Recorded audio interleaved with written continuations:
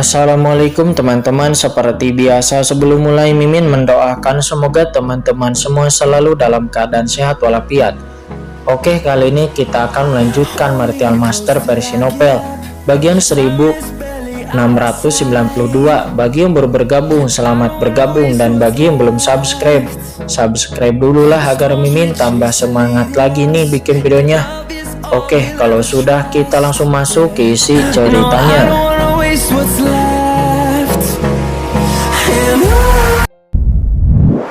Di Gunung Haiyun, gadis ular dan juga orang racun itu memiliki kekuatan luar biasa yang ganas, tetapi mereka benar-benar terbunuh, dan anak itulah yang langsung mencubit lehernya. Tubuh bagian bawah dan lengan gadis ular itu telah terpotong, dan anggota tubuh Dulau atau orang tua racun semuanya telah menghilang. Udara mati di tempat di mana anggota tubuh keduanya patah terus meresap secara teratur, mencoba untuk beregenerasi. Tetapi meskipun udara mati ini, bagaimana cara berkembang itu tersebar. Mereka semua ditekan, tidak dapat membentuk kembali tubuh mereka. Melihat kejadian itu, semua orang pun hanya bisa membeku di tempatnya. Baiklah, di depan semua orang Kincen mendesah pelan. Jalan merobek dan jalan racun dianggap sebagai salah satu dari ribuan jalan, tetapi sayangnya mereka masih terlalu lemah, kata Kincen. Dia menggelengkan kepalanya sedikit kecewa. Sebelumnya, ketika gadis ular dan lelaki tua beracun itu bergerak, Kincen tidak sepenuhnya melawan, tetapi langsung membiarkan jalan mematikan kedua orang itu menyerang. Namun hasilnya masih belum memuaskan. Jalan kematian Kincen memang telah menerima sedikit nutrisi, tetapi tingkat nutrisinya hanyalah menambahkan batu, dan itu tidak menambahkan terlalu banyak. Sepertinya hanya sumber level transenden yang bisa membantuku, gumam Kincen. Kemudian Kincen melihat gadis ular dan lelaki tua beracun itu. "Bos, selamatkan aku, Tuan Su." Pupil mata keduanya menyusut dan mereka merasakan krisis sangat kuat dalam kegelapan. Dan mereka buru-buru berkata dengan panik, dan boom, kekuatan yang mengerikan meletus dari tubuh Kincen langsung menutupi mereka berdua. Asal-usul setengah langkah di luar puncak, meskipun biasa-biasa saja, lebih baik daripada tidak sama sekali. "Yang mulia, berhenti," kata Dewa Haiyun. Dia telah menatapnya untuk waktu yang lama, dan pada saat ini dia mengeluarkan raungan marah dan akhirnya bergerak, dan boom.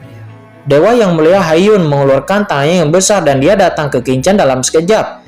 Dia tidak segera bertindak sebelumnya hanya untuk membiarkan gadis ular dan lelaki tua beracun itu menguji kultivasi orang itu.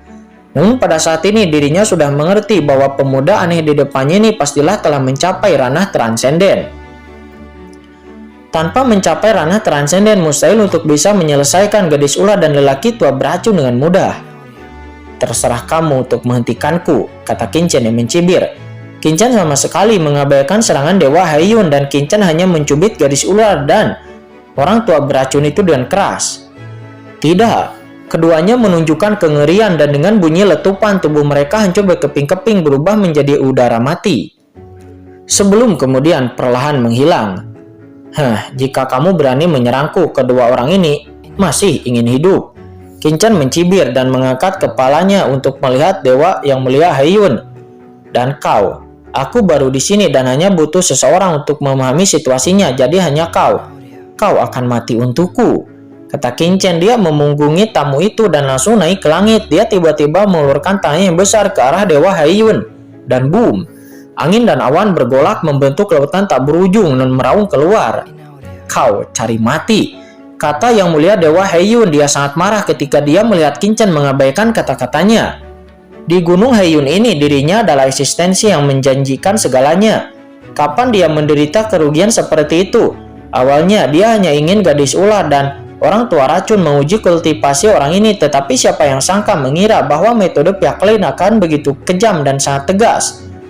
Gadis ular dan orang tua beracun yang telah mengikutinya selama bertahun-tahun. Mereka seperti tangan kanan dan tangan kirinya, namun sekarang mereka telah meninggal. Bagaimana mungkin dia tidak merasakan rasa sakit di hatinya?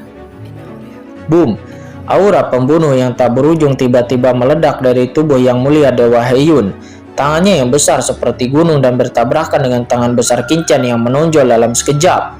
Raungan yang mengejutkan bergema di antara langit dan bumi, dan Dewa Heiyun hanya merasakan kekuatan yang tak tertandingi bergegas ke arahnya. Tangannya yang besar mengenai tangan besar Qin Chen seolah-olah menabrak dinding tembaga. Seluruh telapak tangan langsung hancur dengan suara raungan. Tetapi tangan besar Qin Chen tidak terluka dan langsung datang untuk menghancurkannya. Apa? Dewa Heiyun tampak terkejut dan marah, matanya tiba-tiba menjadi membulat. Kekuatan lawan begitu kuat, jauh melebihi harapannya. Awan hitam diselimuti, jiwa akan hancur selamanya, hancurkan. Jejak keganasan melintas di mata Dewa Heiyun, dia meraung. Dan awan hitam tak terbatas menyapu. Dalam sekejap seluruh langit dan bumi ditutupi oleh awan hitam. Itu satu demi satu ditutupi dan berubah menjadi naga yang marah lalu menyapu keneban terus-menerus membombardir tangan Qin Chen. Gemuruh, disertai dengan dampak awan hitam dan naga yang marah itu, ada serangkaian kekuatan pembunuh jiwa yang aneh yang mengalir di sepanjang tangan besar, langsung memasuki pikiran Qin Chen. Serangan jiwa, menarik, kata Qin Chen. Dia sedikit terkejut, ini adalah pertama kalinya Qin Chen merasakan serangan jiwa di dunia bawah. Kekuatan pembunuh jiwa ini sangat berbeda dari serangan jiwa di lautan alam semesta. Serangan jiwa di lautan alam semesta menggunakan satu demi satu kekuatan jiwa untuk mempengaruhi lautan jiwa lawan sehingga mencapai efek serangan. Tetapi dunia bawah ini tampaknya telah menyebabkan kekuatan khusus untuk secara langsung menciptakan ilusi dan emosi negatif pada jiwa di lautan jiwa untuk mencapai efek serangan. Ini membuat Qin Chen cukup menarik. Jiwaku bersih dan suci dan telah mencapai titik di mana jiwa dan tubuhku bersatu, dan jiwaku diberkati. Jiwaku seharusnya tidak terkikis oleh benda asing apapun. Tetapi serangan jiwa dari dunia bawah ini dapat menghasilkan efek negatif pada jiwaku. Qin Chen dengan hati-hati merasa bahwa jika kekuatan supernatural seperti itu dikendalikan olehnya, maka kekuatannya tidak hanya akan meningkat, tetapi dia juga akan memiliki pemahaman yang lebih baik tentang pemahaman dunia bawah. Nah, matilah untuk dewa ini. Jiwa terlarang kematian hitam, kata Dewa Heiyun. Dia meraung dengan marah. Seketika badai awan hitam yang tak terbatas menyapu. Pada saat yang sama celah terbuka di antara alisnya dan cahaya jiwa yang mengerikan menyapu langsung dari pupil mata Dewa Heiyun. Boom! Cahaya dewa bagaikan guntur dan langsung mengenai tubuh Qin Chen seolah-olah menutupi tubuh Qin Chen dengan lapisan hitam pekat, menjebaknya sepenuhnya di dalamnya. Satu demi satu serangan ilahi terus-menerus menyerang lautan jiwa Qin Chen. Senior, kata Gowa, dia gemetar ketakutan. Di sisi yang berlawanan, pemuda aneh itu menyipitkan matanya ke arah Qin Chen dengan senyum mengejek di sudut mulutnya. Elang tua, orang ini tampaknya cukup kuat. Kultivasi macam apa orang ini? Orang tua yang berdiri di belakang pemuda aneh itu berkata dengan suara yang dalam. Tuan, orang ini seharusnya telah mencapai tingkat pertama transenden. Apa? Tingkat pertama transenden? Mata pemuda aneh itu berkedip. Orang muda dengan ahli transenden seperti itu sangat jarang di kota terlupakan, bukan? Orang tua itu mengangguk dan menatap Qin Chen dengan serius. Untuk dapat berkultivasi ke alam transenden pada usia seperti itu, orang ini pasti telah memakan harta karun yang menantang surga, atau telah menemukan beberapa peluang terbaik, atau memiliki sesuatu yang istimewa tentang dirinya sendiri. Oh, seperti itu. Mata pemuda aneh itu menyipit sedikit. Dia menjilat bibirnya dan berkata, Elang tua, katakan padaku, jika tuan muda ini secara langsung melahap asal-usul orang ini, seberapa besar peluangku untuk menerobos ke ranah transenden? Ini, mata lelaki tua itu sedikit berbinar. Tuan muda, jika ada kesempatan untuk putra ini, Anda melahap asal-usulnya, dan jika Anda memurnikannya, mungkin Anda benar-benar akan memiliki kesempatan untuk melangkah langsung ke ranah transendensi. Kalau begitu, apa yang Anda tunggu? Kata pemuda yang aneh itu. Dia melirik lelaki tua di sampingnya dengan ringan. Lelaki tua itu terkejut dan lalu tersenyum. Tuan, bawahan ini mengerti. Dan saat berikutnya sosok lelaki tua itu tiba-tiba menghilang dan dia langsung menuju tubuh Qin Chen. Tangannya yang besar seperti cakar elang dan dia mencengkram tubuh Qin Chen. Dewa Heiyun yang mulia terus-menerus menyerang Qin Chen. Dia tidak bisa menahan keterkejutan ketika melihat ini dan berkata dengan heran, Elang tua, ini anakku tuan muda menginginkannya. Pria tua itu tampak acuh tak acuh. Dia berkata sambil mencibir, Dewa Heiyun, serahkan ini padaku. Ketika Tuan Muda melahap asal-usul orang ini dan menerobos ranah transenden, aku pasti akan mencatat layanan berjasa untukmu di hadapan Tuan Senming. Setelah mengatakan itu dengan suara keras, tangan besar lelaki tua elang tua itu langsung mencubit Qin Chen dan hendak mengangkatnya. Hanya saja ketika dia menyebutkannya, Qin Chen tidak bergerak sama sekali. Apa? Pria tua berjubah hitam itu terkejut. Di tangannya yang besar, Qin Chen diselimuti oleh serangan jiwa Dewa Heiyun. Perlahan-lahan membuka matanya. Dua cahaya dingin tiba-tiba keluar dari pupil matanya dan menatap lelaki tua itu dengan ringan. Kursi ini merasakannya. Siapa itu? Boom! Cahaya pupil yang mencengangkan seperti cahaya yang tajam menembus pikiran dan jiwa lelaki tua itu dalam sekejap. Dalam pikiran dan jiwa lelaki tua itu tampaknya banyak jiwa yang penuh kebencian lahir dalam sekejap dan pikirannya tiba-tiba pingsan. Kamu! Pria tua itu berteriak ngeri dan boom! Saat berikutnya tubuh Qin Chen yang ditangkap di tangannya bergetar hebat dan kekuatan yang begitu agung hingga menghancurkan langit dan bumi pun meletus. Pria tua itu menjerit dan telapak tangannya yang tidak dilepaskan dalam sekejap terkena benturan itu terkoyak. Tidak ada darah hitam yang tak terhitung jumlahnya menyembur keluar dan dia membuat jeritan melengking. Elang tua, Dewa Heiyun berkata dengan ngeri. Harus Anda ketahui bahwa elang tua berada di bawah Master Senming dan tingkat kultivasinya bahkan lebih tinggi dari dirinya sendiri, tapi bagaimana ini mungkin? Menarik, jadi ini serangan jiwa dari dunia bawah, kata Qin Chen. Dia menatap lelaki tua berjubah hitam itu dengan wajah yang kesakitan dan terdistorsi. Tetapi sambil berpikir, menggunakan jalan kematian sebagai panduan, membangkitkan energi negatif dalam jiwa, dan secara langsung memproyeksikan napas negatif kematian pada jiwa pihak lain. Gelombang rasa sakit yang menyebabkan jiwa pihak lain bergerak. Oh, jadi ini serangan jiwa dari dunia bawah. Menarik, kata Qin Chen. Dia terkekeh ringan. Apa, kamu? Kamu baik-baik saja, kata Dewa Heiyun. Dia menatap Qin Chen dengan ngeri. Dan pada saat ini badai melonjak di dalam hatinya. Bagaimana ini mungkin?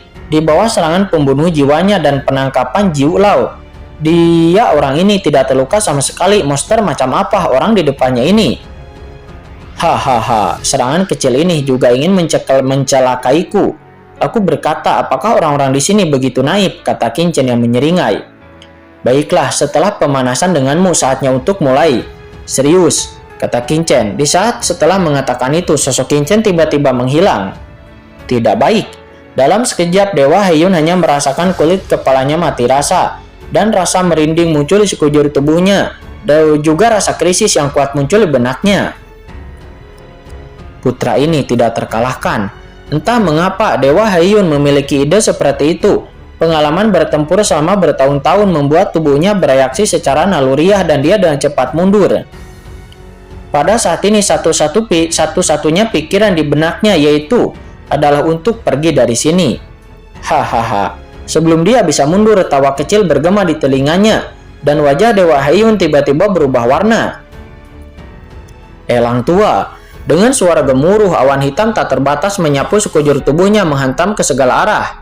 Namun pada saat ini, Qin Chen tiba-tiba muncul di depannya, dan dengan lambaian tangannya yang besar, kekuatan tak terlihat memenjarakan sekelilingnya menutupi Dewa Heiyun bersamaan dengan awan hitam tersebut, dan saat berikutnya Qin Chen menghilang. Masuklah ke dalam awan gelap. Melihat awan hitam itu, lelaki tua berpakaian hitam atau elang tua ragu-ragu untuk masuk. Tetapi saat dia berpikir, sebuah teriakan keluar. Dan saat berikutnya hati semua orang membeku. Karena melihat awan hitam berangsur-angsur menghilang, terdengar ledakan keras dan Dewa Heiyun yang agung sebelumnya dihancurkan oleh telapak tangan Qin Chen.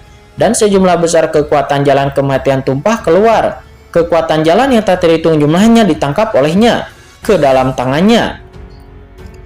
Tubuh Qin Chen dipenuhi dengan kematian dan dalam sekejap mata tubuh lawan langsung hancur. Kemudian roh yang ketakutan melesat ke langit dan itu adalah Dewa Heiyun, sosok jiwanya. Dalam sekejap pemimpin Gunung Heiyun yaitu Dewa Heiyun dipukuli sampai mati oleh Qin Chen seperti ini dan bahkan langsung memenjarakan jiwanya. Di kejauhan semua orang yang melihatnya terkejut bahkan ketakutan karena ini terlalulah menakutkan. Sebelumnya orang ini masih bertarung sampai mati dengan Dewa Heiyun. Namun kedua belah pihak ketika saling bertarung, tetapi sekarang hanya dalam sekejap mata Dewa Heiyun dipukuli sampai mati oleh pihak lain dan langsung ditangkap di tangannya. Apa yang terjadi dengan gunung awan hitam ini? untuk menangkap seorang master tingkat transenden pertama, bahkan jika lawannya adalah ahli transenden yang berbeda atau bahkan di puncak tingkat pertama, itu akan membutuhkan usaha yang sangat lumayan, bukan? Tetapi orang ini melakukannya dengan mudah. Bukankah ini sedikit terlalu kuat? Ini terlalu menakutkan. Elang tua. Pada saat ini semua bandit di seluruh Gunung Haeun mengalihkan pandangan mereka ke lelaki tua berjubah hitam itu. Untuk rencana saat ini, satu-satunya yang dapat menyelamatkan Dewa Haeun mereka adalah Elang tua. Ini adalah ahli teratas transenden yang lebih kuat daripada Dewa Haeun. Sialan, pada saat ini lengan Elang tua yang terputus telah tumbuh kembali, dan dia melihat Qingchen yang memegang Dewa Haeun di tangannya. Ekspresinya berubah drastis. Dirinya menyadari dalam sekejap bahwa orang ini pasti sangatlah kuat dan dia telah salah meremehkan pihak lain. Orang ini telah menyembunyikan kekuatannya sebelumnya. "Tuan, ayo pergi," kata Elang tua. Dengan jentikan dari sosoknya, Elang tua menjentikan lurus ke arah pemuda aneh yang tidak jauh dari sana, dan dalam sekejap dia datang ke depan pemuda aneh itu, menangkapnya, dan kemudian berubah menjadi pita cahaya hitam lalu membumbung ke langit untuk melarikan diri. Meskipun dia tidak tahu kekuatan Qingchen sebenarnya, namun dirinya tidak berniat untuk melawan Qingchen saat ini, karena dia tahu betul bahwa meskipun kekuatannya telah mencapai puncak transendensi tingkat pertama, namun jika dia ingin menangkap pihak lain itu sangatlah sulit. Jelas bukan tugas yang mudah untuk bisa mengalahkan Dewa Haeun. Jika dirinya sendirian, dia masih memiliki kemungkinan untuk melawan Qingchen, tetapi sekarang Tuan Muda ada bersamanya. Oleh karena itu, dirinya tidak boleh membiarkan Tuan Muda berada dalam bahaya. "Hahaha, ingin pergi? Apakah kamu bisa pergi?" kata Qingchen. Dia terkekeh dan boom. Sosok Qingchen tiba-tiba menghilang dari tempatnya. Pupil mata Elang tua mengecil dan dia buru-buru melindungi pemuda Tuan Muda di sampingnya. Dan sedikit keganasan melintas di matanya. Dia lalu melayangkan tinju ke arah lawan. Boom! Kehampaan di depannya runtuh dalam sekejap, membentuk jurang hitam pekat yang besar. Di jurang hitam pekat itu, cahaya pedang tiba-tiba muncul. Cahaya pedang itu menyala dan menyambar seperti kilat kepada tinju yang dilepaskan oleh Elang tua. Cahaya tinju Elang tua hancur dalam sekejap. Cahaya pedang melesat lurus seolah-olah tidak memasuki tanah bertuan, dan tiba-tiba datang ke depan Elang tua. Jejak ketakutan dan kemarahan melintas di mata Elang tua dan tangannya terlempar di dadanya. Boom! Cahaya pedang menyala dan Elang tua terlempar puluhan ribu kaki jauhnya. Baru pada saat itulah dia dapat menstabilkan sosoknya. Dia baru saja berhenti ketika dengan suara ledakan kehampaan di belakangnya langsung hancur. Duar. Seteguk darah seketika menyembur keluar. Elang tua menatap Qingchen dengan kaget. Di kedua tangannya bekas luka pedang yang kedalamannya sedalam tulang muncul. Bekas luka pedang ini dengan gila-gilaan memusnahkan kekuatannya dan dia tidak dapat menahannya dengan tingkat kultivasinya yang telah melampaui puncak tahap pertama. "Siapakah anak ini? Karena kalian berdua ada di sini, mengapa kalian buru-buru pergi?" kata Qingchen. Sosoknya muncul berjalan selangkah demi selangkah. Boom! Energi pedang hitam pekat yang tak terhitung jumlahnya melayang di sekelilingnya, membawa niat membunuh dan kekuatan penghancur yang tak ada habisnya, menutupi dunia dari segala arah, membentuk jaring pedang yang mengerikan menghalangi segalanya. Kedua orang ini jelas memiliki status dan latar belakang yang lebih tinggi. Bagaimana mungkin Qingchen bisa membiarkan mereka pergi begitu saja? "Nah, apakah kamu tahu siapa kami? Beraninya menyentuh kami berdua di sini. Apakah kamu ingin mati?" kata pria berjubah hitam Elang tua itu. Dia menatap Qingchen dengan kaget. Dia merasakan energi pedang yang menakutkan di atas kepalanya dan hatinya pelan-pelan tenggelam. Kekuatan anak di depannya ini bahkan lebih menakutkan dari yang dia bayangkan. "Jika kamu tidak bisa mengalahkan tuan muda itu, maka..." Boom! Mata lelaki tua berjubah hitam itu memancarkan sedikit keganasan dan napas kematian tak berujung tiba-tiba melonjak di tubuhnya. Kekuatan kematian yang besar melonjak ke langit seperti lautan yang luas, membentuk badai kematian yang mengerikan, menerobos blokade energi pedang Qingchen. Langsung membakar sumber jiwa, kata Qingchen. Dia menatap pihak lain dengan heran. Lelaki tua berjubah hitam di depannya ini benar-benar langsung membakar sumber jiwanya secara langsung. Anda harus tahu bahwa meskipun orang-orang di dunia bawah semuanya memiliki tubuh fisik, tubuh-tubuh ini dibangun oleh kekuatan dunia bawah yang tak terlihat. Faktanya, inti dari orang-orang di dunia bawah adalah jiwa mereka. Dapat dikatakan bahwa bagi orang-orang dunia bawah setelah jiwa rusak, maka tidak dapat dipulihkan kecuali ada beberapa harta yang luar biasa. Dan orang di depannya ini benar-benar langsung membakar sumber jiwanya sendiri yang sedikit mengejutkan Qin-chen. Dan Qin-chen langsung menyadari bahwa sepertinya aku telah menangkap 2 ikan besar. Elang tua berhenti. Melihat lelaki tua elang tua berjubah hitam itu langsung membakar sumber jiwanya. Mata pemuda aneh itu tenggelam dan dia dengan cepat melangkah maju untuk menghentikannya.